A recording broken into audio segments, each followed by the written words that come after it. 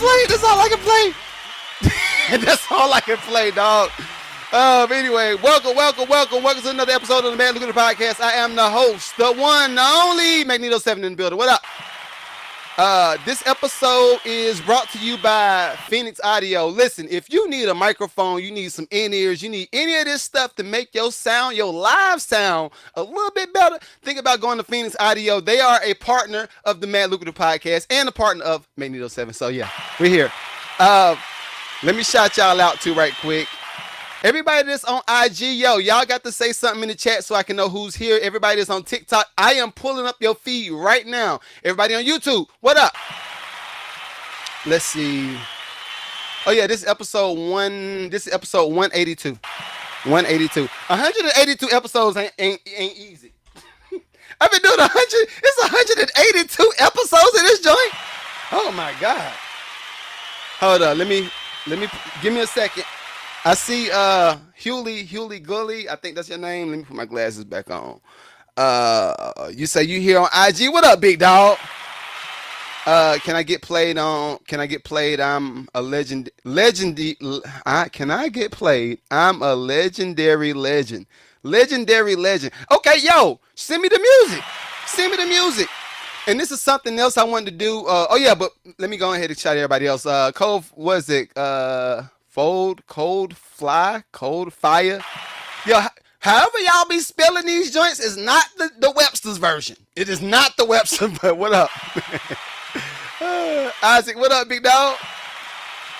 RMK9, what up?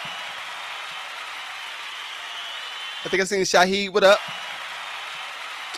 And let's go over to TikTok. Let's go over to the TikToks.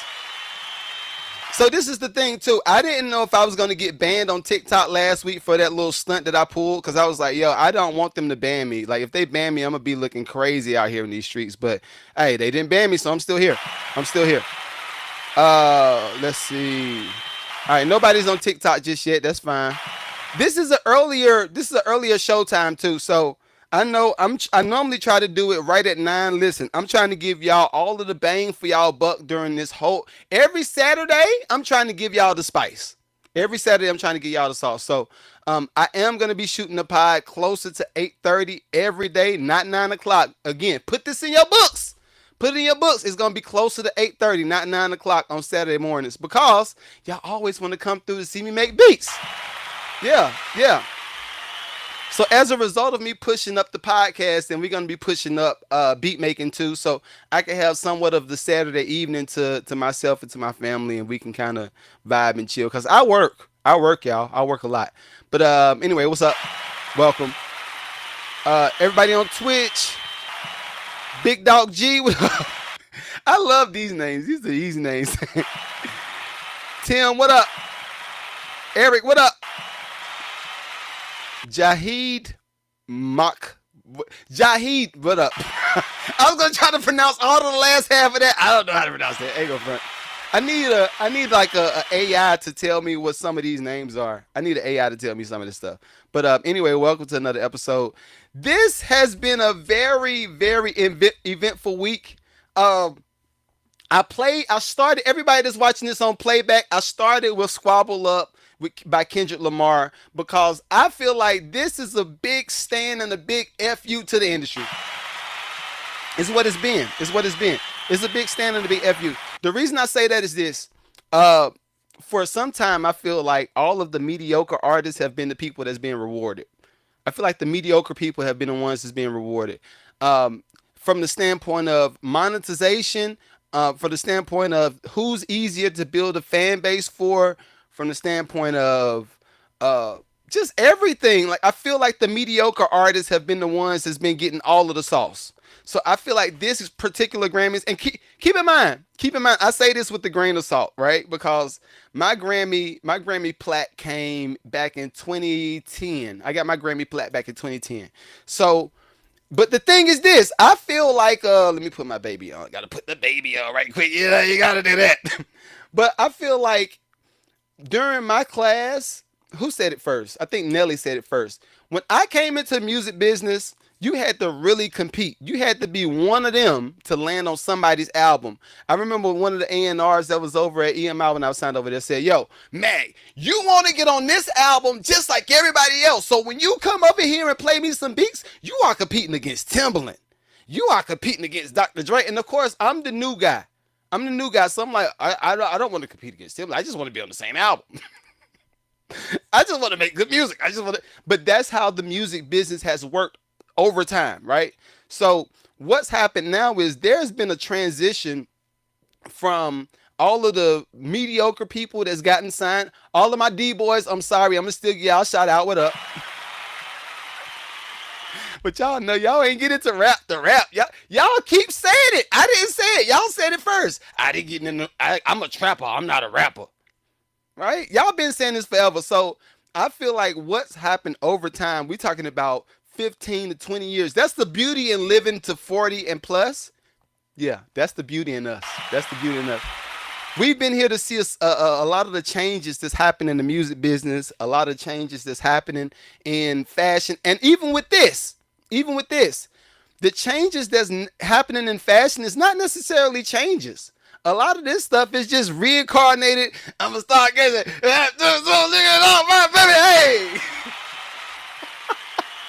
I saw it coming and I had to take it. I saw it coming. I was like, I gotta take it. I'm gonna take it. But a lot of this stuff is just it's something that came out in the 60s, 70s, or 80s, and it's got some flip on it. Same thing with the Jordans. Everybody's still going for the Forces. Everybody's still going for the retros. Include me. Everybody's still going for them Patrick Ewins. They still, you see what I'm saying? Y'all get it. So I feel like for so much time in music business space, we have laid on the non-talented people for so long.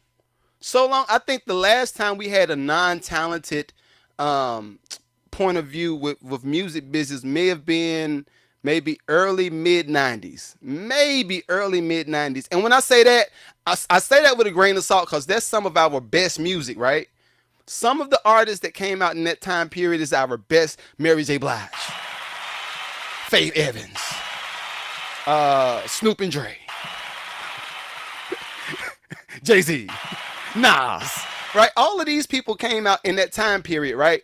But when it came to all of the secondary musicians, it wasn't a lot of lames that was getting signed back in the day. It wasn't a whole lot of lames. The closest thing to a lame that got signed, Vanilla Ice, I'm sorry, you landed on this list. You landed on this list. You are never gonna know. I gotta be wise with how I say certain things because I do know certain people be watching the pod and they might not watch it on the live, but that playback be humming. Watch time. I ain't gonna front. This is a truth moment. Truth moment. Sometimes I'll start these pods and I keep it light for the first 30 minutes because I know everybody, you might make it to 20 minutes, but once we start getting 30 minutes and after, and we start getting into the hour, I know most of them just tune out. So that's why I put the sauce on this side. Because I be like, I know. Let's see. If I want to get any placements with any of these artists, they not going to have the patience to watch it past 30 minutes. Right? That's my thinking. But anyway, Vanilla Ice, you were one of those people. You were a diversity and inclusion signee for Universe. Yo, this is the funny thing. And I'm not going to lean on this because I know YouTube killed my algorithm about this last week. So I'm going to be very quick with this subject. But I don't think we realize that those three letters, it not only applied to us, it applies to everybody else too. It's just different time periods. But anyway, I feel like for the past 10 to 15 years, we got one Drake and then the labels went out and signed 1,500 Drakes. If all of my musicians know what I'm saying, the labels went out and they signed 1,500 other Drakes. They say, okay, oh, he sing, he rap, he a triple. What's the word? He's a bifecta, triple factor. No, you're not. You just copied Drake. So I feel like in 2024, Can I start before that? Maybe 2023. Maybe 2023. But definitely in 2024, the creative people have been the ones that's being rewarded.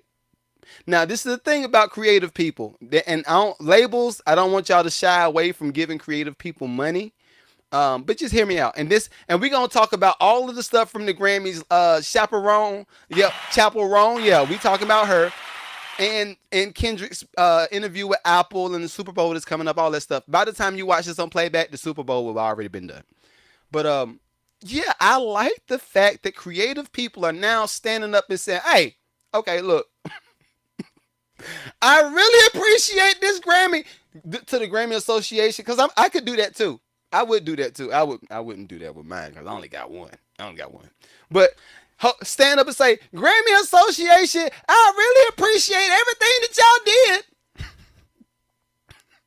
Thank you for giving me this plaque and this trophy. This is awesome. Shazam! Then all of the people stand up and say, good job, good job. And then then the artist does this. All right. So hold on. Wait. All right. Now, since I said that, we got a few things that we need to talk about.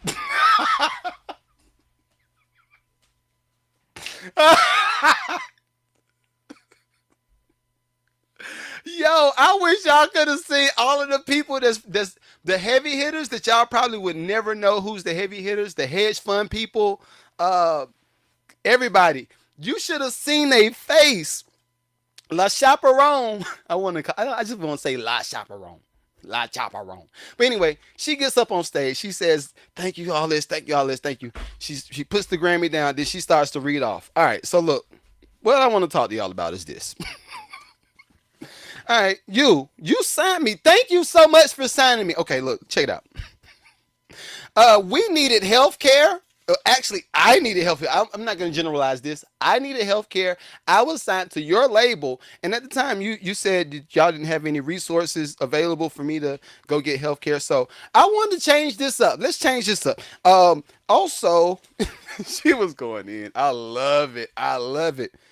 Because with creative people, genuine creative people don't forget about a lot of stuff. We always have different segments of our brain that could just be opened up with different situations. Case in point, if I am a person that's a creative person and I'm trying to figure out how to make money, that's normally the hardest part right there. The funny thing is the money is the most, I don't want to say easy because then it sounds like I'm downplaying the significance of money because everybody got to have money. But the money is almost the easiest part of the transaction when it comes to your deal. When it comes to your deal, the money is the easiest part of the transaction. The hardest part of the transaction, and this is the stuff that people don't want to think about, the hardest part is the person that's got one of them hits. It went viral. And now they're trying to figure out how to monetize it. They're getting a little bit of YouTube money. They're getting a little bit of Instagram money. They're getting all this money from Meta, all that, whatever, right? But they still ain't got to the point where they can live and survive off of the music. Case in point, with me with the podcast. That's why I got multiple businesses. That's why I got a 9-to-5. That's why I do so much in other spaces because I know this particular pod, when I signed up to do this, and this is how I look at everything. When I sign up to do any type of new business venture, I know I got to dedicate at least 5 to 10 years. 5 to 10 years. 5 to 10 years. And this is the stuff that people always try to run away from and they try to fast track it. And it's like, all right, cool. You can fast track certain components in the journey, but the journey has to still be driven. You still got to walk that motherfucking journey. I didn't cuss. You still got to walk it. You still got to do the thing to develop because it's been so many people, and shouts out to all my youngins. The funny thing is some of y'all people be calling y'all legends. This is my youngins, and we're just cool. We're good people. I'm unk to them. But anyway, I know so many of them go do they studio hop, and they land in somebody's studio down here in Atlanta, and they come up with one of them joints. Well, what's happened is, most of the time, that producer has been working for years. They so happen to get in the space with the trendy artists and they landed. But this is the difference between them and the ones that slip up on the hit. The ones that slip up on a hit, once they get there and the label offers them the 100,000, I don't even know if it's 100,000 anymore. It might be 50,000, right? But if the label offers them a significant amount of money, anything over 10 grand, I'll say that. If the label offers them that type of money, they're going to take it. They're going to take it. Like I said last week, they're working themselves out of deficit. They ain't had no dental insurance. That's why so many of these musicians is getting the veneers. I'm gonna get some too. I might not get the veneers.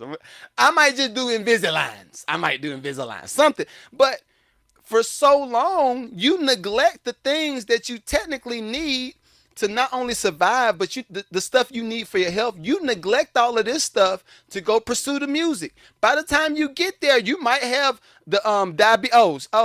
Golly, R.I.P. to Irv Gotti, man. I'm just going. But that's my case in point. Case in point.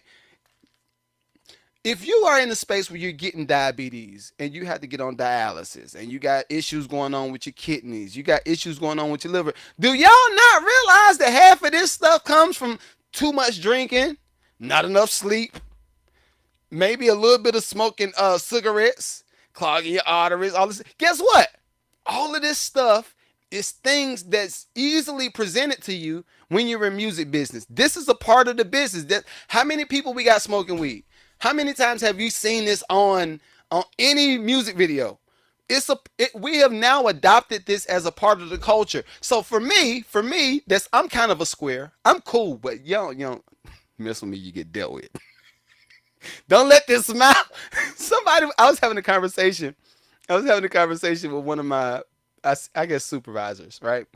And I was just telling them how I do business, and the version of y'all that y'all get at this office is not the version of me when it comes to handling business. And I was just giving them different situations that I've kind of dealt with over time, and they were like, "I did not know you." Don't get locked up. I said I would never get locked up. I said, but this is the thing. I don't play with my money. I don't play with my family.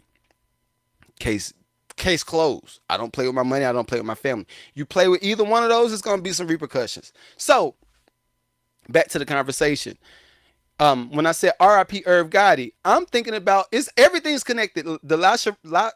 Chaperone, her talking about healthcare and having the things that you need.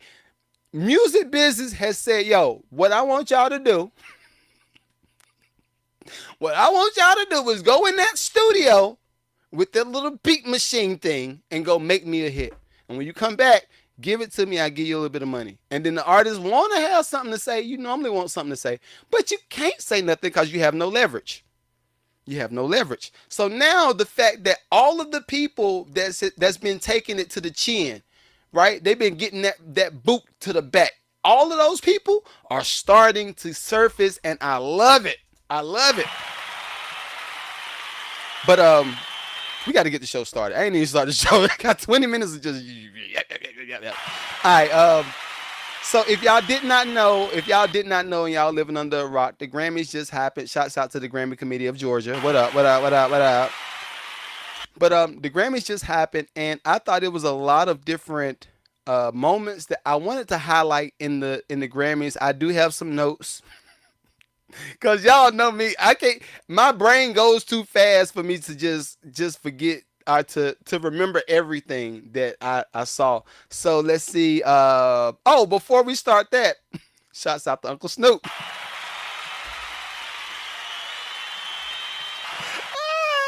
I need the cue. Drop it like it's hot. Boom, boom. Drop it like it's hot.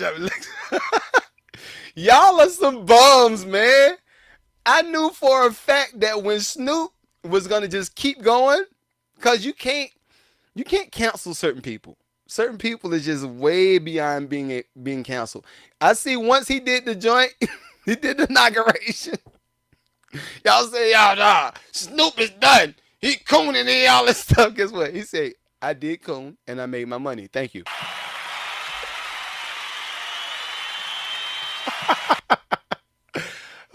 I love when this stuff happens. All y'all youngins, come to the stage. Come right here in the front. Come to the front row. People like Snoop, the the brands that's just as big as a Coca-Cola brand, if it's just one person and their biggest Coca-Cola, you can't do nothing with them. I'm sorry. You can't do nothing with them. And it's only a few of those people that exist. I do think if Snoop got caught up on some Puff Diddy type stuff or some Cosby type stuff, I do feel like he'll be canceled at that point. But just in general, you can't cancel Snoop. It's not possible. You're not gonna cancel him. Because guess what? He owns a lot. All Snoop is gonna do is say, "Oh, that's what y'all were doing? Oh, okay. Well, I'm gonna be in the studio. All right."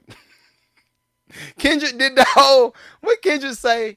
I guess what Unc played Taylor Made and something. Snoop said, "Man, my bad, nephew." Done. All done. Y'all can't cancel Snoop. So congratulations, y'all played yourself. All right, I wanted to start with that. I feel like that was very important. That was a very important point to start with. And I do have a few of the quick things that y'all sent me. The lady that's in Pakistan, shouts out to her for this work.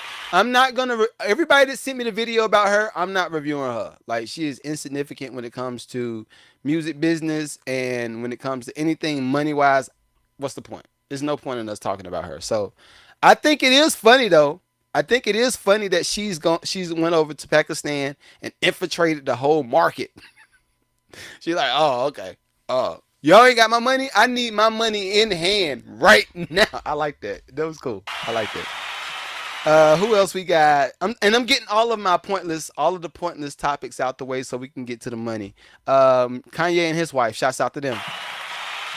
We talked about this on Lucrative Love. I do feel like somebody, I think they put it in the chat. Every man wants a wife like Kanye's wife. Not me. From the submissive standpoint, I could see it, I could get it, but no, not me. I'm good. I think when it comes to Kanye, and I do feel like, and I can say this because I have a daughter that I'm raising that's autistic, so I'm not joking on him. This is not a joke. So just make sure I preference that part first. But I do feel like there is a little bit of autism somewhere with Kanye, and I think some of that is what feeds the creativity. Now, the catch-22 is, this is the funny part. When you have a person that's like that, and they have infinite resources, and they have infinite relationships. I'll say that. They have infinite relationships because most people don't have the relationships that Kanye has. Where you could just fly to London today and then be like, "I'll be back in New York tomorrow. I just want to go over there to have lunch." Everybody don't have that type of bag. So that's what I'm talking about. But whenever you give a person that might be somewhere on the spectrum resources like that, this is what you get. This is exactly what you get. You what I want to do, I want you to dress in a stocking cap. Yeah, that's it. And look, the thing is, he got everybody else on payroll that ain't gonna say nothing. So yeah, I want. What y'all think? I want her to dress in a stocking cap. I'm gonna cut the head out. I'm gonna cut the sleeve. We gonna make sleeves out of this stocking, and then I want you to wear it. Okay, yeah. What I'm gonna wear? This is her. Okay, yeah. So what I'm gonna wear underneath it? Nothing. It's art. What y'all think? They say, okay, yeah, okay. Publicist jumps in. But Jay, if she does that, then that's like indecency and exposure. Like, you can get locked up for that. Jay says, "You think they can lock me up? I'm Yeezy." This is how my brain works. I promise you. This is the whole conversation. I wasn't even there. I'm sure this is how the conversation went, though. His wife, what's her name? Bianca. She probably said, okay, I guess. And then what he probably says, "You want to be like Kim? You want to be like Kim, don't you? I'm gonna turn you up. Let me put the ultralight beams on you." Kanye put the ultralight beams on this girl. So that is my wrap up for Kanye West and his wife. We don't want a wife like yours though. Submissive, yes. Shouts out to my wife. She's great. She's phenomenal. Phenomenal black woman. Phenomenal. 15 years, almost 15 years of marriage. Phenomenal. I mean, but no, we don't want a wife like Kanye's. All right, are we about done? Oh, and this is now we're gonna start getting into the Grammys. Well, we've been in the Grammys the whole time, but I'm trying to get all of the pointless parts of the Grammys out the way. Did y'all not see? Did y'all not see Taylor Swift and my boy Lucian? Did y'all not see Taylor Swift and my boy Lucian? Ah, beautiful, beautiful, beautiful. It was so much money at that table. So all right, check it out. This is the thing. All right, let me put y'all on to game. So if y'all will go back and y'all look at the Grammys and y'all see Taylor Swift with the guy, it's a white guy. He's kind of funny looking, but he's cool, right? Kind of funny looking, but he's cool. You see Taylor Swift with this white guy, and he kind of looks like this. This how he looks on camera. Everybody that's listening to me on audio, I scrunch my face up, I sat back in the chair, and I put my head down. That's how Lucian looked, right? What y'all don't understand is Lucian is the. Let me find his real title because I just want to say he's the owner of Universal, but I'm gonna find the real title, so y'all can kind of get an idea of who he is. So, and I'm not talking about Lucius Lyon. I'm not talking about Lucius Lyon from Empire. I'm not. I promise you I'm not. I'm talking about Lucian Grange. Um, I don't know if y'all have ever heard Lucian. I'm gonna put it on my everybody that's watching this. I'm gonna show y'all who he is. Let me pull him up on the screen so y'all can understand the significance in the picture that y'all saw with Lucian and Taylor Swift. It's the significance in it all. All right, y'all watching this right here on playback. This is Lucian Grange, right? If y'all look at the rundown, right? 1960. He is on the upper side of Universal Music Group. Okay, so he is CEO. All right, great. He is the CEO. So look, this is the thing. If y'all do y'all paper trail, then y'all will understand what this is really about. Y'all do y'all if y'all do y'all homework and do the paper trail, you will understand what this is really about. I'm gonna say it one last time, like Dr. Umar. Dr. Umar, I love Dr. Umar. If you look at all of the stuff that he's done and you see who he is and what he does, you'll understand what all of this is really about. Because when, and I didn't want to stand for Drake at all. I really didn't want to stand for Drake. But when Drake had the whole petition against Universal that he put out, and how did I make this about Drake? Because we talking about the Grammys. I'm going to get back to the Grammys because I don't want to make this about Drake. Not today. Not today. Not today. But just look at it. Just look at it. If you understand the petition that Drake put out against Universal, and then you understand Drake's significance with this guy, then you will understand the paper trail. You'll understand why he said what he said when he said it. And I'm talking about Drake. Lucian, you might rarely you'll rarely hear anything coming out of him as far as interviews and stuff like that. You might hear like a TED talk, or you might hear like a world forum discussion. He's on that level. He's not just music business, he is entertainment business. But look at the name. Sir Lucian Charles Grange. Sir Lucian. So that lets you know he ain't from over here. He ain't from over here. I'm just let y'all know off the rip. So if you see him, you see him sitting at the table with Taylor Swift saying, they not like us. Hey, they not like us. They not like us. They not.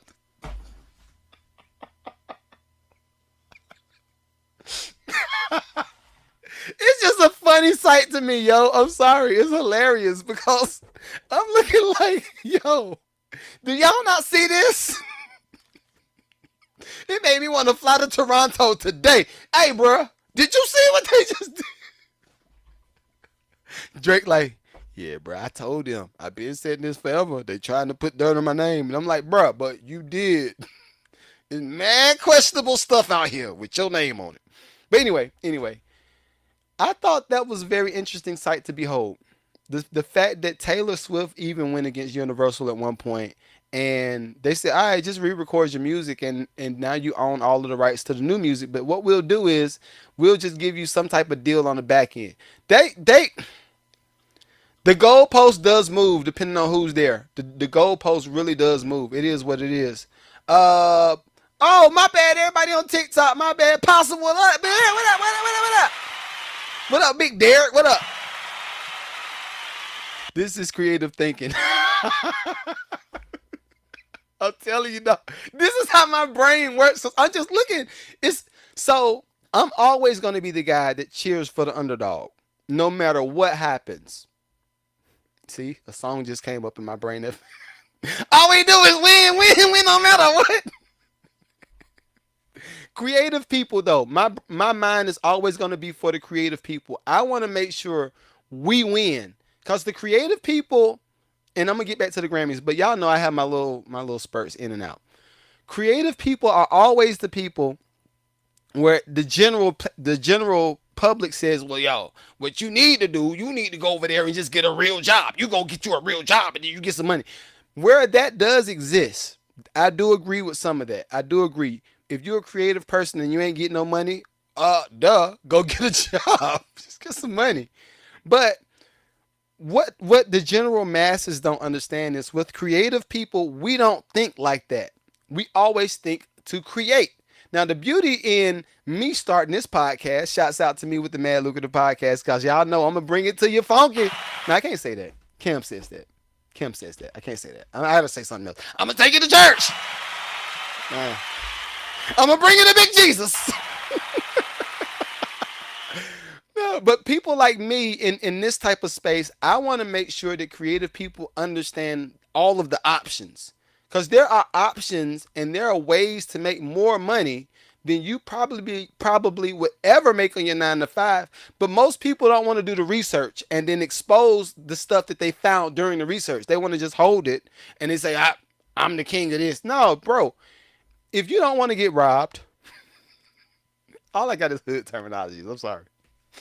But if you don't want to get robbed, right? Come close. Billionaire, millionaire man. If y'all don't want to get robbed, I suggest you figure out ways to educate the people that's considered underneath you. Because what's going to happen is that creative brain, creative people brains never stop. I'm going to tell you how. This is the best option. I'm a creative person. I ain't got no money and I'm trying to be positive. I see Buddy over here just drove up to the stoplight with a freaking Maserati. No, we're going to go bigger. He drove to the stoplight with the Aston Martin. Brand new too, 2025. And I'm broke looking at him with this brand new Aston Martin 2025. I know you probably pay about $300,000, $400,000 for it. Guess what? I don't have $300,000, $400,000. My creative brain comes up with different ways to rob you and take that car. That's how we roll. That's the negative side. I don't want you, creative people, I don't want y'all to dip into that one, because that one will send you down the path to prison. You're going to be in the prison system being 9195555. You don't want that. The good creative person says, all right, look, that was supposed to be the positive. I had to go to the negative first. The positive creative person sees the same circumstance, same situation. They broke. They see the dude pull up with the Aston Martin at the stoplight, 2025, and they say, "Look, man, I really want me one of them. I really want one of them." So the dude drives off. They didn't rob him, but he drives off. And that creative person starts to come up with different strategies and techniques where they can start making some money to be able to afford one of those, right? But what's happened over time is there are different agendas, different legislations, different things that's been put into place that make it a little bit more difficult over time to be able to achieve us being able to get that Aston Martin. So what I wanted to do is start this type of platform where I can say, all right, look, everybody, wait, before you drink that, put the Hennessy down. Hey, Curtis. Good name. Curtis, put the Hennessy down. Look, if you bring one more bottle of Ciroc in here, Puff is in jail. Don't drink that here. Have you some gin or something. But anyway, you with the Hennessy and you with the Ciroc. Put it all down. Look, before you go outside to smoke that weed, put it down. Come back in here for a minute. Let's talk. That's what this podcast is. That's what this podcast is right here. I'm having a conversation with all of my creative people, and I'm like, yo, there are other ways to do it. It's another way. There has to be a better way. Shouts out to Rob Earl. What up, what up, what up? But yeah, I think that's the beauty in creative people starting to get the shine. Because everybody that's billionaires, no, I ain't gonna say that because some of them are just lame. But a lot of people that are millionaires and billionaires are just creative people that figured out ways to make more money in other sectors. And that's what I want. I want musicians to understand. You don't have to be stuck in one space to get to the bag. And I've said this over and over. The more I've done podcasts, I've sat on different panel discussions. I got a panel discussion coming up in Tallahassee, Florida in May. Tallahassee, Florida in May. I'm gonna be running ads for them too, so y'all can come if y'all want to come out and support. But every time I get a chance to speak and open my mouth, I tell people, okay, music business was decent for me, or is decent because I still do work. But music business is decent for me. But when it comes to the financial side of it, that is almost the lowest amount of money that I make from music. Now, let me put it in perspective. I might touch 20, 30, 40,000 in one fiscal year. You might be talking about royalties. You might be talking about beat sales. You might be talking about subscriptions, all this stuff, right? But just music-wise, that's not enough to survive. That's why I started a construction company. That's why I became a general contractor.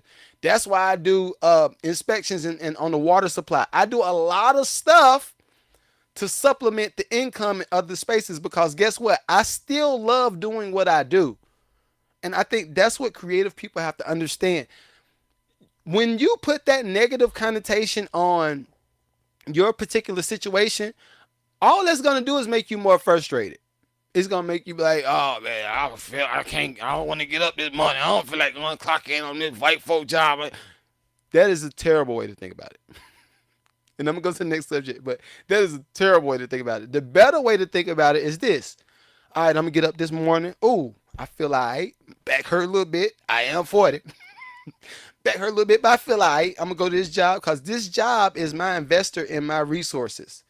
This job is investing into my future. And I'm not talking about the future of just paying bills. If you're not doing this and I need to have somebody come in, say my cousin's contractor, dope, Derek. I'm telling you, it's good money. It's good money. But when you put into the atmosphere, this job is my investor, it's my first investor. As soon as you get that check, you might make 1,000 every 2 weeks, you might make 1,000 a week, you might make 1,000 a day. Whatever you make, you say, all right, whatever I make, I need to put 10 to 20% back into my resources to build my own economy.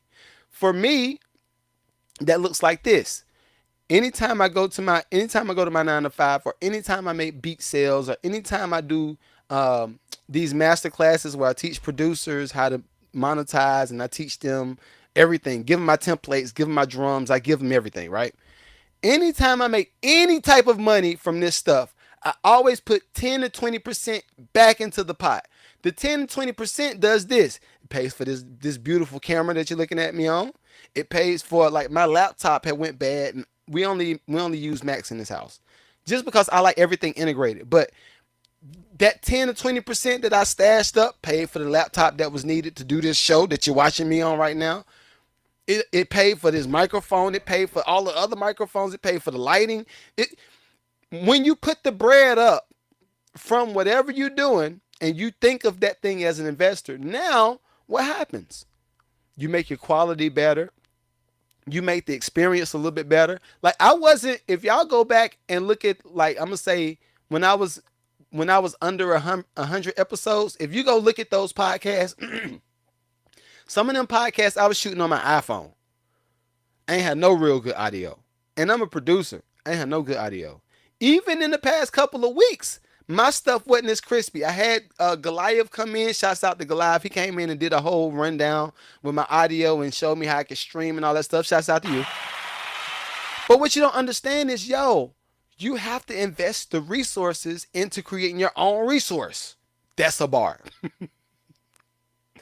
You have to create resources by investing into your own resources. Case in point, if you are, and I wish I could pull some numbers up. I can't really do it on this screen because I got too many screens up. But all right, case in point, with the podcast, right?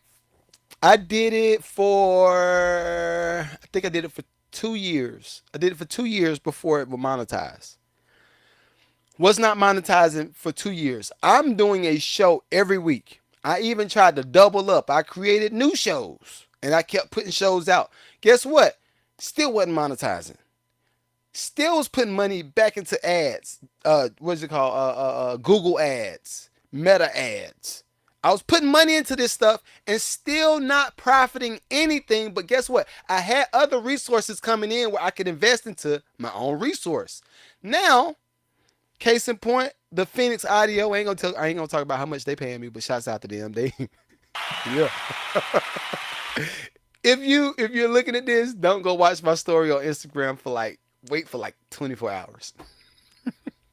I've been talking about some big purchases.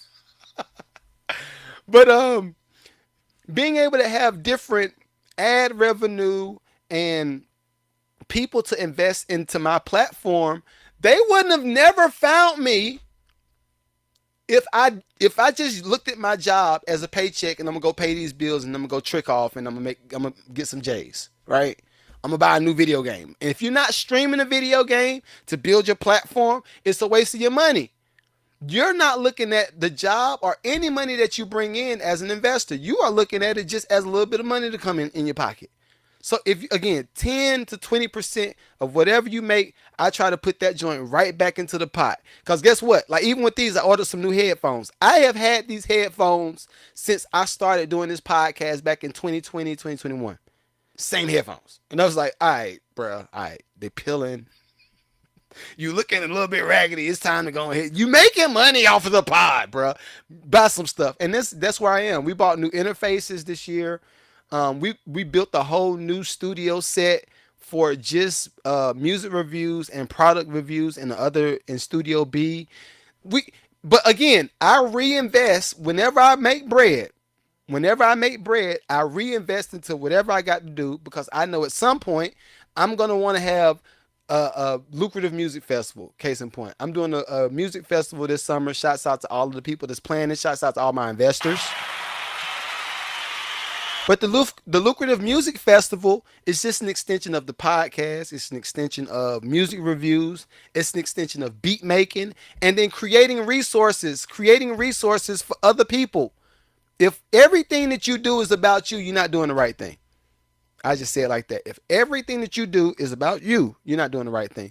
Hold up. I just saw Cousin Charles. What up, big dog? What up, what up, what up, what up, what up? Curtis, what up, big dog? Curtis say, put the bread up. Yeah, you got to put the bread up, dog. You got to. And this is the thing. Once you get in the habit of putting the bread up, then you can start developing the muscle of creating resources while you sleep. That's when that happens. But I would never advise anybody to start buying Bitcoin or to start buying XRP or to start buying anything. I would never encourage nobody to start buying. Don't buy this stuff until you get the muscle built where that 10 to 20%, you don't look at it as just a little bit of money to have in your pocket. You look at it as investment money. Because what I would advise you to do, and we got to get back to the Grammys, but this is why I started the podcast, to share good information. Right? That's why. But I think once you start building the muscle of 10 to 20% going into this pot for content and music and cameras and all that stuff, even when you get to the point where you're making enough money to hire and outsource different parts of the process, it's still investing back into your company. You are no different. You content creator that's watching this on playback, you are no different than the person, Ted Turner. Shouts out to Ted Turner.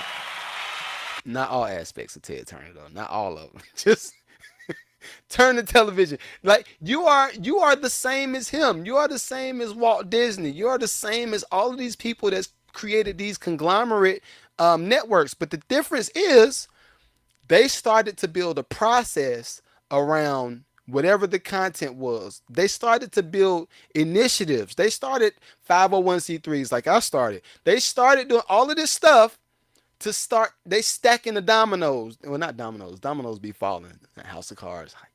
Bricks. We gonna say bricks. Not Jeezy bricks though. Not those bricks.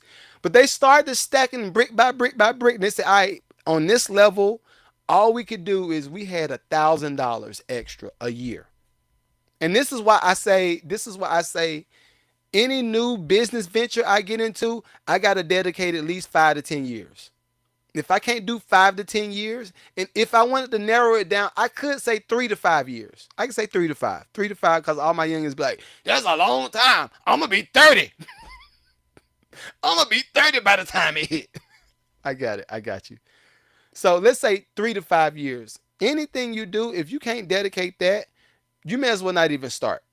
You might as well not even start because what happens is you do start to build the muscle and you start to build the grit for all of the BS that comes along with the industry. Every industry has its own like parts of BS. In music business, the BS was I got to go be friends with some of these A&Rs.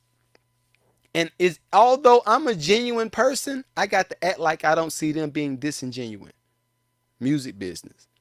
Although I'm a genuine person, I'm gonna show up to the studio, I'm gonna deliver, I'm gonna do everything I need to do. I know that they're gonna take their time to pay me for the beats. They're gonna take their time to pay me for the session. You have to know that. That's how that industry works. But even with that, you're gonna hit big after you get one of them joints. That's music business. When it came to contracting, there was a whole nother level of issues. All right, I got to figure out what's my labor look like. Okay, well, wow. We priced this for $30,000, but we are at budget at $35,000, $36,000. Where am I gonna get the other $5,000 from? Right? Okay, well, okay. So when and this is all of this stuff is stuff that you just learn over time. You have to stack the skills. You got to stack skills. When it came to contracting business, I learned that the schedule, unlike music business, the schedule in contracting and flipping houses and all that stuff was the key component to how much money you could generate. If your schedule is trash, you might deliver that property a month or two late. It's very easy to do. Trust me, I did it. And all of the investors that bought that particular property, like, what are you doing? Like, we paid you this money for what? And this is the thing. When I priced, and this I'm talking about my first property. This was back in 2017, 2018, somewhere around there. The first property I landed as a contractor, I think we priced it at 30 something thousand. Again, we needed closer to 5,000 over, 6,000 over. For me, coming from music business world and regular people world, to ask somebody for an extra $5,000 to $6,000 is a lot of money. And I was like, yeah, all right. I don't need to do this because if I ask, and I battled the idea back and forth, battled the idea. My wife said, you just need to ask them for that money. We need that money to finish this project. I said, all right, I'm asking for the money. Guess what? Asking for the money, got the project done, bam, got out there. Because what I didn't, and this is how I think now because I'm also an investor. How I think about it now is, no, all we needed was the $6,000 to $5,000 or the $5,000 to $6,000 to finish the project. But once this joint is sold, the margins are ridiculous. If we got into the property at $182,000 in and out, $182,000, and the house sells for $300,000, look at the profit. You better ask for that $5,000. You better go over there and get that money. Because guess what happens? The longer we took to finish that property, the more money that the investors had to pay for the house taxes, the electricity bill, the power bill, the gas bill. They had to pay all of this money, the staging fee, because it is a staging fee. If you want us to stage a property, it's a staging fee. But they had to pay this monthly bill based off of me executing on the plan. Right? So this is how I look at it now, taking this information, back into content world and back into music world, yo, you can't do everything dolo. You better have some real timelines. It's so much stuff that's happening out here in these streets that you're gonna get lost in the sauce. If you don't have no real timelines, you don't have no real goal at hand, you're gonna get lost, right? Anyway, let me get back to the Grammys. 'Cause y'all know me. I be talking. I'm sorry. I just want to share as much information as possible. Cause the way I look at life, I don't know. Now I'm healthy, right? I work out. I eat what I need to eat. I drink water. It's almost gone, right? Do all the stuff I need to do. But I do realize that there are certain circumstances that might come up where you might not be there. You might not be there the next day. So for me, every time I open this big mouth of mine, I try to share as much information as possible. As much as possible. All right, let me get back to the Grammys. Chaperone. I wanted to break down some of her clip, and we almost an hour in, so I'm gonna try to make it quick. If we look at her, and I'm gonna say this to references, I've never heard of this girl before the Grammys. I've never heard of her, and I like when the Grammys does that. Sometimes it's a little bit weird, but I like when they did it this particular time. It's her and it's some other people we're gonna talk about, but listen to this. I like this. Hello.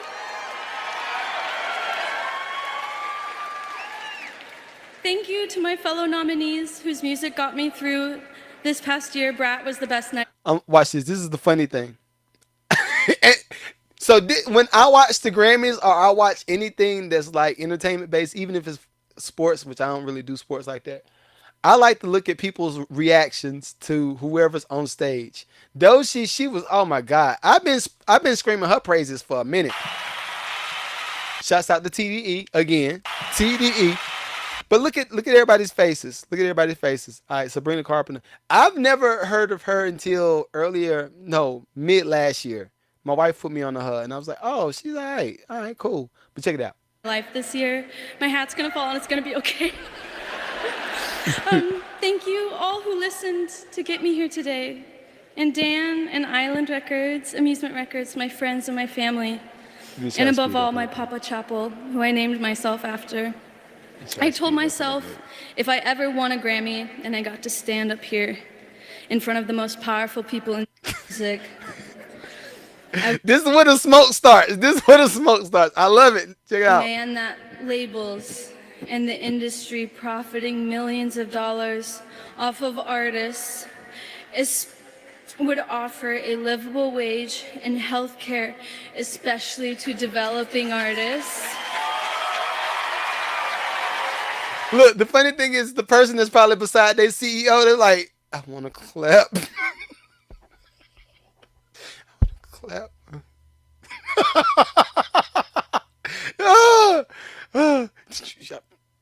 I told you I need to go to the doctor last week. You said just go make an album.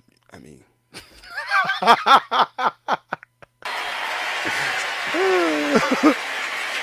see, they scared to clap.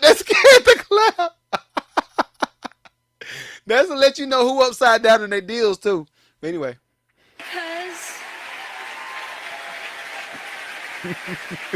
Because I got signed so young. I got signed as a minor, and when I got dropped, I had 0 job experience under my belt. And I sped it up. Why ain't she talking that slow? I guess she was trying to get all her words out. She's trying to get all her words out. Let me see. Maybe I slowed it down. Most people, I had a difficult time finding a job in the pandemic and could not afford health insurance. It was so devastating to feel so committed to my art and feel so betrayed by the system and so dehumanized to not have health. That's right. And if my label would have prioritized artist health, I could have been provided care by a company I was giving everything to. Look, she looking scared. Taylor looking scared too. She's like, girl, you better hurry up. Get down. Sit down. Record labels need to treat their artists as valuable employees with a livable wage and health insurance and protection. Labels, we got you, but do you got us? Hey. I like her. Thank you. I like her. She is her new fan. I like her. So I did want to unpack this for one hot second. what I don't know if she realizes that a lot of people in the labels, in the actual offices, are going through the same thing that a lot of the artists are going through. Some of these people got their jobs. I'm talking about A&Rs and all of them. Some of them got their jobs under the same pretense that the artist has, and they got their job as a 1099 employee. What the issue is, all of the hours that goes into music business, and y'all know how like regular corporate jobs, you got 9 to 5, you got 7 to 3, you got all this stuff, right? Well, in music business, that almost is irrelevant. That idea is almost irrelevant. These people are not only 1099 employees, and the same thing on the acting side of things, where you got the program directors, you got the people that's doing all the stuff and behind. They got a lot of these people. I ain't gonna say all of them because some of them are real employees and they got benefits. W-2 employees. All my artists, if you don't know nothing about taxes, just do a little bit of research on taxes, do a little bit of research on the paperwork. Y'all know how if y'all are about to go do a deal with somebody and they say, all right, I'm gonna give you this 1099.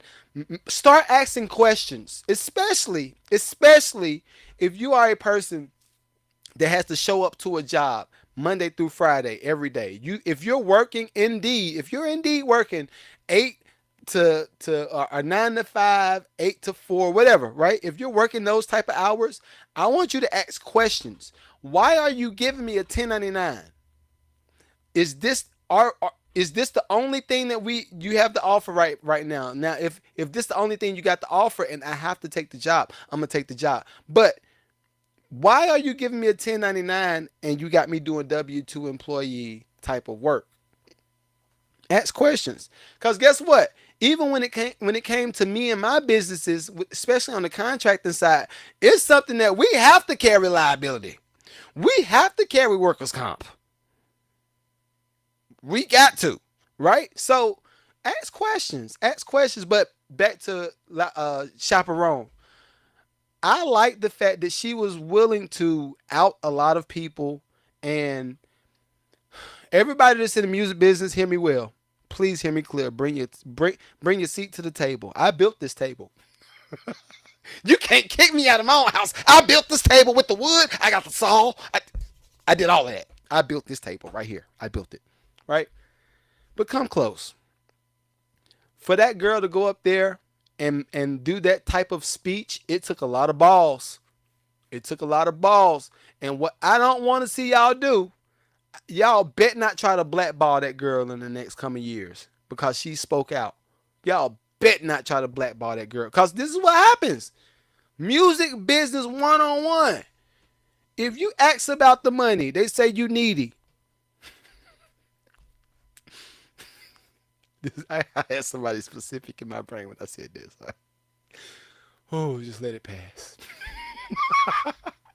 No, because I've brought certain artists to the table.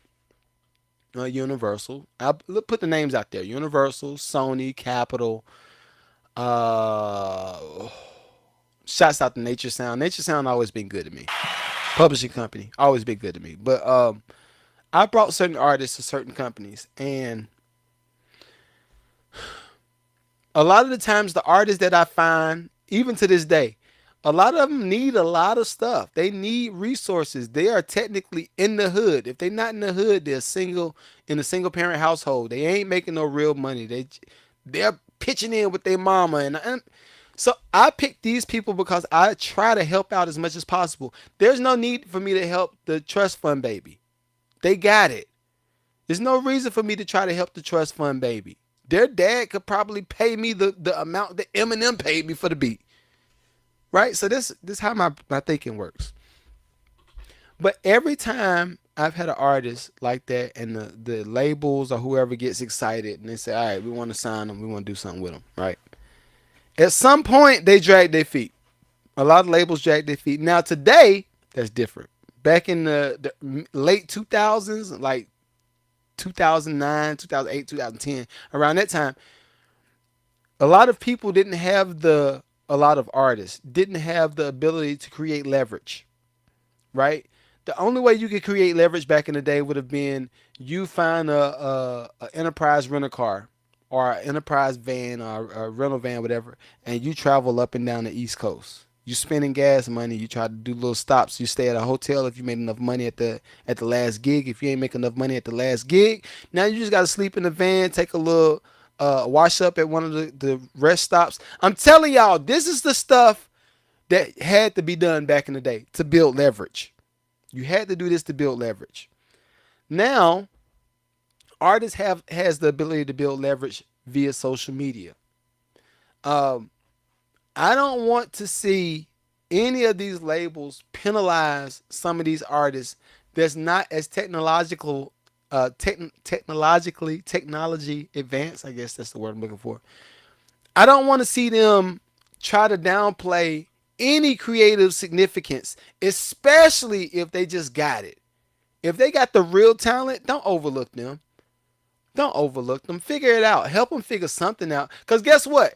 Even if you gave these folks $30,000, you can get some rent paid and you can be in artist development for a little bit, right? Even if you gave them $30,000, they got to eat ramen noodles and they got to just pinch it together for a little while until you help them figure it out. Work with them. Work with them. Like everybody is wanting artists to come in the doors and have all of this money spent on ads and oh, you got a fan base over here. And all you really want to do, and I got to get to Kendrick, but all you really want to do is capitalize off of the fan base that these people already built. That's nasty work. That's nasty work. I don't like it. I don't like it. But anyway, all right, back to it. Back to it. Do I have any other Grammy stuff before I I gotta pay the bills. I gotta pay the bills. My bad. Ooh, wait. Thank you. Uh, if you need tires and you're in Georgia, make sure you go to Safe Tire Auto in Tucker, Georgia. They got rims, they got tires, they got oil changes. They can do your alignment. They can do whatever you need done on your car, on your truck. Go over there, get it done. Tell them Mike sent you from the Mad Lucrative podcast. They will look out for you. All right. All right, let's see who we got. We got Doji's performance. Bits and Boom. I've never heard of this guy. I like the guy. I like him. He came out with the outfit. Everybody that's black that don't know who he is, that's the guy that came out that's like John Travolta meets Elton John, and he did the flip and maintained his vocal. Yo, he's gonna be a problem. He's gonna be a real problem. But see, even in that, I didn't know who he was until the song played, and I was like, oh, I heard that on some commercials. And even in that, this is you got to put all of the pieces together. That boy ain't been out but so long, right? You got all your music in multiple commercials.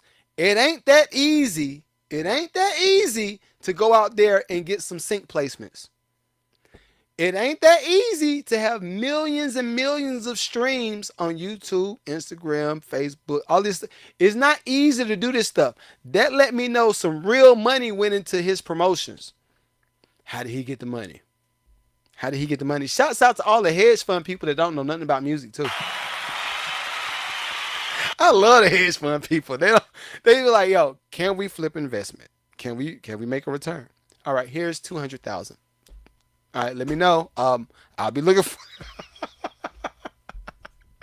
Oh, I love my hedge fund people. Them mugs are awesome. But even in that, artists put two and two together. Put two and two together. And this is why I have something called 30-day social media jumpstart. 30-day social media jumpstart. I'm gonna create a promo code for it, and y'all can download it for free. But y'all just gotta be on. Y'all gotta be hip to a lot of this stuff. Why would you chase a label for a deal or an A&R that said they work for Def Jam? Again, that was very specific.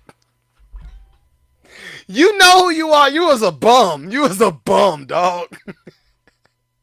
But why would you chase these people that say they work for a label and they could get you a deal and all this stuff when you got a hedge fund guy that only invests in real estate and they just want to advance their portfolio and they say, all right, to advance my portfolio, I need to get into some other sector of business. I like entertainment. That's cool. Guess what? That mug could probably give you 500,000 like that. 500,000, big ones like that. The reason is in real estate world, 500,000 is normal. 300,000 is normal. 100,000 is normal over there, right?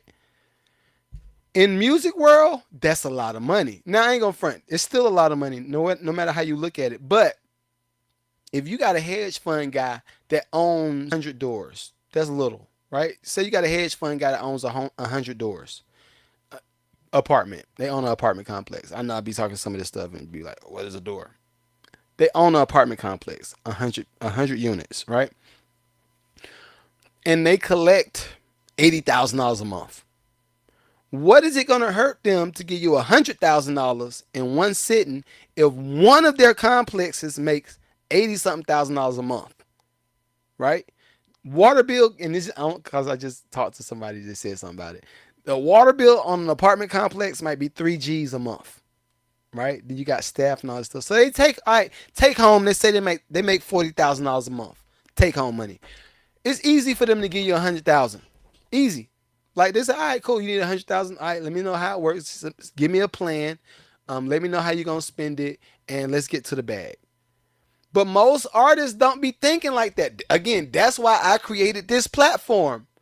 That's why I created my masterclass. That's why I created the Lucrative Music Festival. That's why I created the Lucrative Community. I think the time is up for musicians to be able to hide behind the talent. There it is, I said it. I think the time is up for musicians to hide behind the talent. This is why I get so frustrated when it comes to certain clips I put out. And granted, I'm never going to blame y'all. I'm always going to put it on me and try to figure out how I can make it better. How can I relay the message clearer? How can I be more firm? How can I be more direct? But anyway, this is why I get so frustrated when I post a clip of a podcast and I'm talking about how musicians can earn income, how musicians can figure out how to get their own health care, how musicians can monetize their music without this, and that. And it does 100 views. Right? But then I post a clip with me making some beats. I post a clip of me making some beats. Poo, beatbox. And that joint goes up.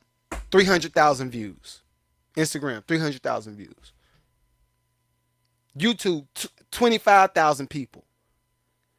I don't like that further enforces the same dumb idea. Like, where your talent is enough. Your talent is not enough. Trust me, I'm very talented. And it was not enough.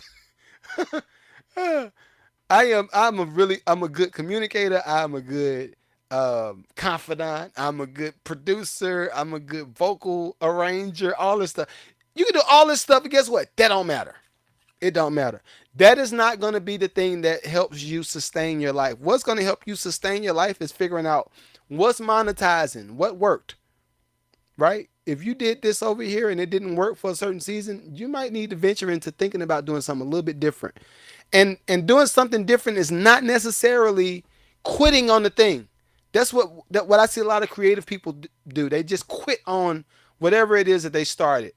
That don't mean quit. That means you might have to recalibrate the way you do it.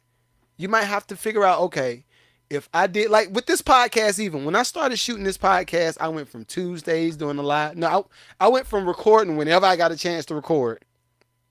I put a pod out, maybe. I was doing it every week, but I was like, it's all right. I'm putting something out, right?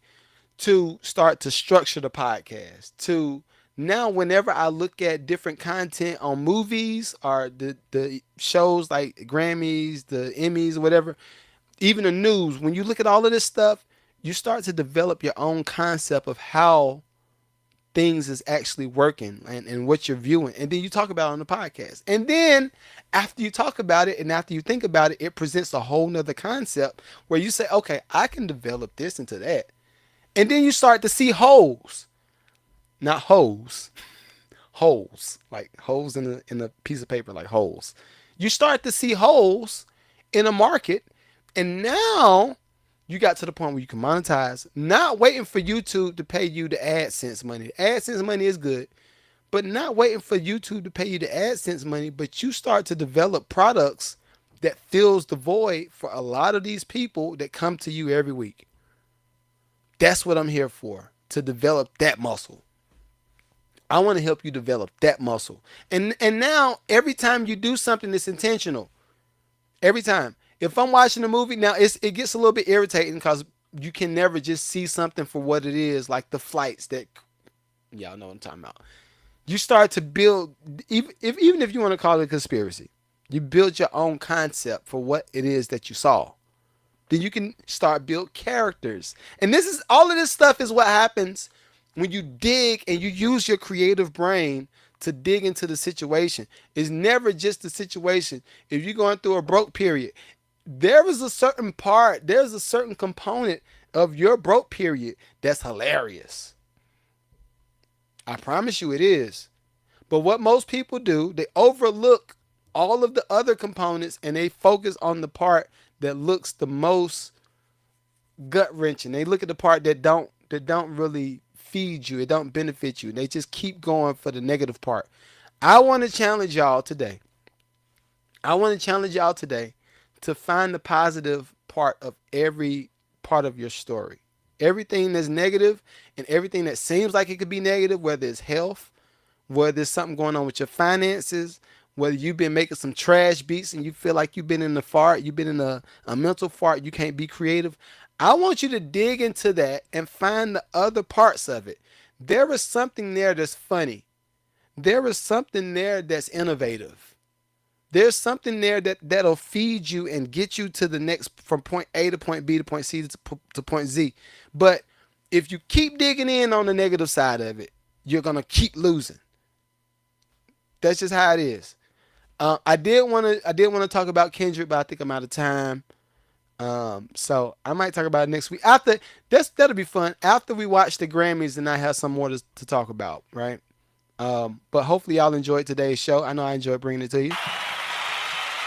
Let me see. Charles said Cousin Michael's co-wrote Doja. Oh, okay. I need to get him on the pod then and have him talk about his creative process. I didn't know we had somebody that was on Doja's album. That's dope. See, my family don't make no bums.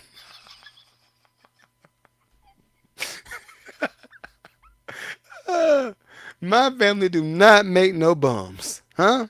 Amen. Hallelujah. Thank you, Jesus.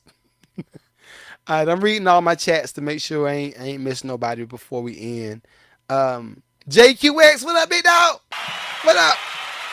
Derek says, build that brand. Yeah. Positive vibes, building that. Yeah. This is creative thinking. We already read that. Let's see if we got anybody on Twitch. Everybody that's on Twitch, my feed went dead. All right, so I did see that some of y'all said something, but I can't see no comments for some strange reason. I am still working on figuring out the internet in the basement. Y'all know my internet is just weird, but I'm still able to stream for the most part, and I enjoy doing this for y'all. All right, so I think we're all good. All right, so look, do me a favor. Make sure y'all like, share, subscribe. Tell a friend, man. Tell a friend. Have them come to the lucrative, the Mad Lucrative podcast church Saturday mornings, huh? At a TV near you, a phone near you. Have them come through. All right. Hopefully, I have a good day. I will be back a little bit later on, and I'll be making some beats. And all right, y'all have a good one. Peace.